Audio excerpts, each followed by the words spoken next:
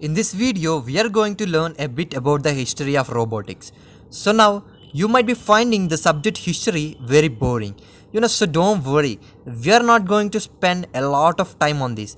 Just 2 minutes, we are going to talk about the history of robotics.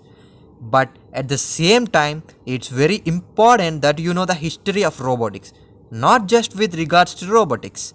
Even the whole purpose why history is taught to us in schools is because it's always important to know how we have come to the point where we are. And when we have understood the past is when we will be able to build the next future for us. So now it's very important in fact to understand the history. So I'm gonna take 2 minutes of you and I'm going to tell the history of robotics, how we have reached the point where we are, and once you know that, and I'm also sure that you will be able to create the future of the robotics.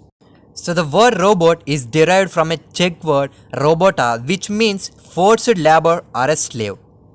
The word robot was first introduced in Karel Čapek's play with the name RUR, Rossum's Universal Robots. This play was written in 1920 and premiered on 25th of January 1921, so that's almost 100 years ago. Here is the photos of the play. These robots in the play were not the machines that you are going to building. These were just humans dressed like robots. Keep in mind that back in 1920, robots were just science fiction. However, 100 years later, young engineers like you are building the actual robots. Excited? As you can imagine what people thought was a science fiction about few years ago, today you are going to building these. You are going to make this in reality. It's wonderful, right? I am super excited about it.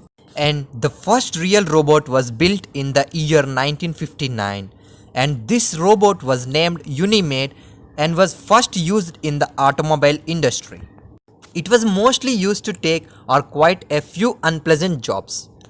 So now that we know the story how the robots come to be.